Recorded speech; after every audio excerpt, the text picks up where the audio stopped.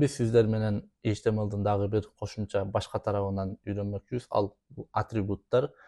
Ошондой эле маанилүү болгон тагдардын элементтеринин бири бул anchor tag же шилтеме, орусча ссылка. Буну колдонуп эле үйрөнөбүз күнүмкү жашоодо.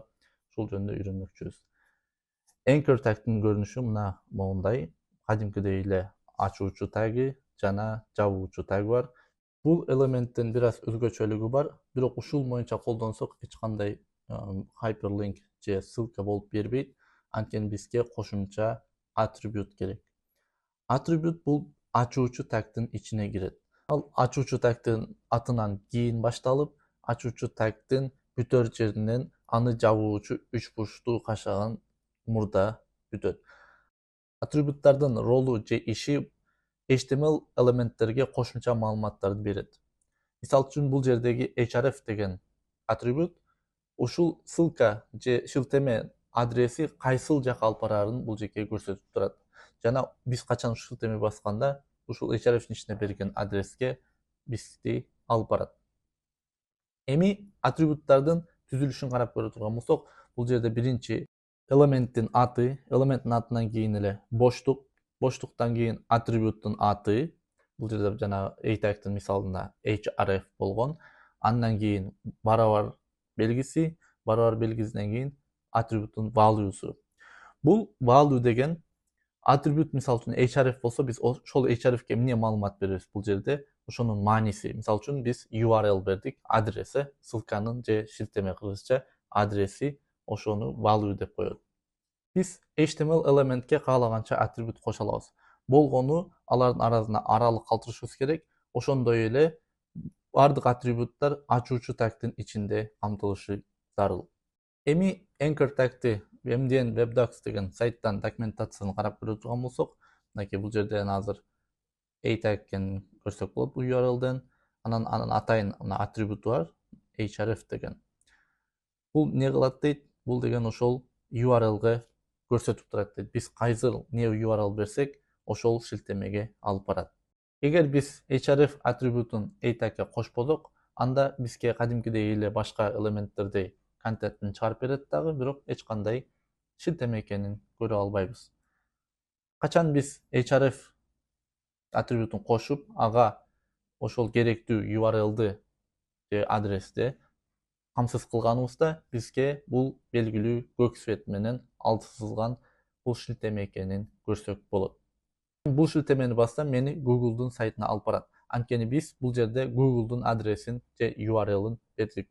Аны мына таргет деп да коет. Таргет деген ошол биз каалаган же биз мээлеген жер дегенди дагы түшүндүрөт. Эми anchor tagдын href'тен башка дагы толтура ушул anchor tag эле тиешелүү атрибуттары бар. Мынакей кээ бирлери иштебей да калган болушу мүмкүн, иштегендери бар. Бардыгы эле бирок колдонула бербейт. Бирок anchor tag эле тиешелүү эмес, бардык элементтерге эле тиешелүүлөр бар. Мисалы үчүн мынакей ал global атрибут деп коет. Глобальный бардык элементтерге иштей берет. Алар дагы аябай саны көп, кээ бирлери көп колдонулат. Бирок азыр биз бирөөнү текшерип көрмөкчүбүз. Ал мынакей draggable деген бар.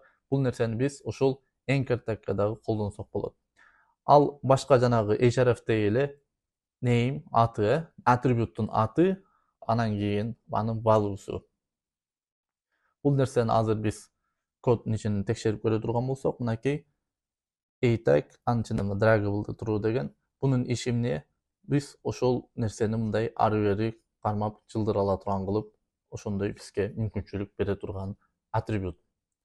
Бул нерсени башка жактардан да байкап көрсөк болот. Мисалы үчүн папкаларды ары бери жылдырганда дагы ушинтип drag деп коет, кармап алып ары бери жылдырса болот.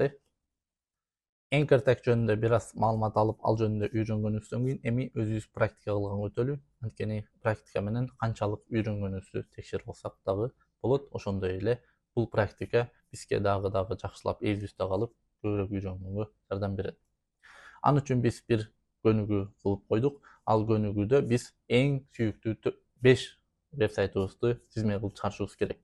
Бул жерди карасак, мынакей биринчи турган текст бул heading элемент болуп эсептелет. Headingде биринчи кайсы келет аны билебиз.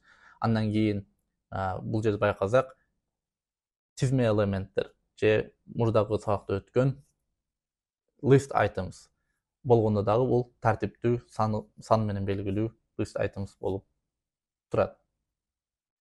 Ошондой эле дагы бир көңүл бурчу нерсе бул жерден list itemстын сандары эч кандай бул anchor tagга тиешеси жок экенин байкасак болот. Анткени булар көк менен белгиленбей, мындай ссылка экени билинбей өзүнчө турат. Ссылка бул жерден гана башталат. Эми ушул нерсени өзүбүз практика кылып, анан эгер бир кыйынчылыктар болсо, паузадан кийин кайра келип чогулганга аракет кылып көрөбүз. Окей, эми бул көнүгүүнү чогуу чыгарганга аракет кылып көрөлү. Бизге эмне керек? Моундай 5 сүйүктүү вебсайтыбыздын тизмесин чыгарышыбыз керек. Мындай карап көрүп жана биринчи бизге heading элемент керек, андан кийин тизме элемент. Тизме элементтин ичинде ар биринде anchor tag, ар бир вебсайттын адреси менен. Мына бул жактан биринчи баштайбыз. Биринчи бизге h1 элемент керек. Анын ичине менин топ 5 сүйүктүү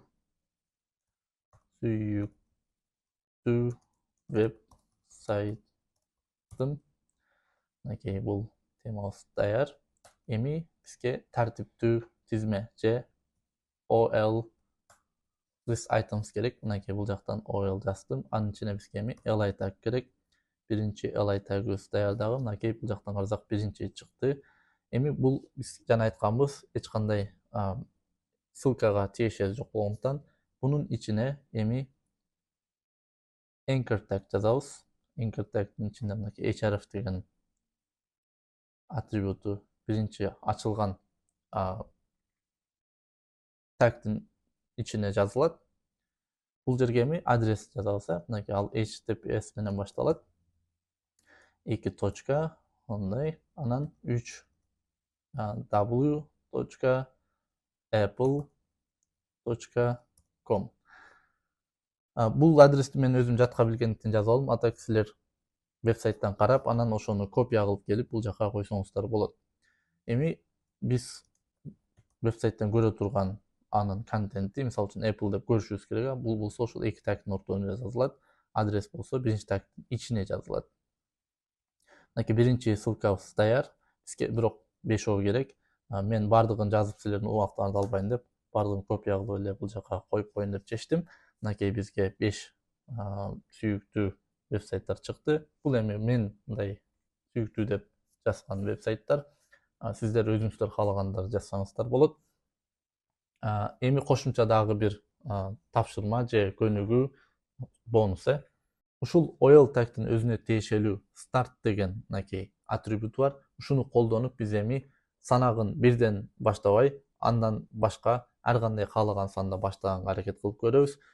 Бирок биздин бул жерде көнүгүүдө 5тен 9га чейин деп өзгөртүп көрөбүз. Мына бул жерде карасаңыздар, Apple деген мурдагысында 1ден башталчу эле, эми 5тен башталды. Бул сиздер үчүн бонус көнүгүү. Эгер бир таппай калган жериңиз болсо, документациясына барып, ал жерде кандай кылып колдонгонун көрсөңүздөр да болот. Кийинки сабакта көрүшкөнчө аман болуңуздар, барыңыздарга ийгилик.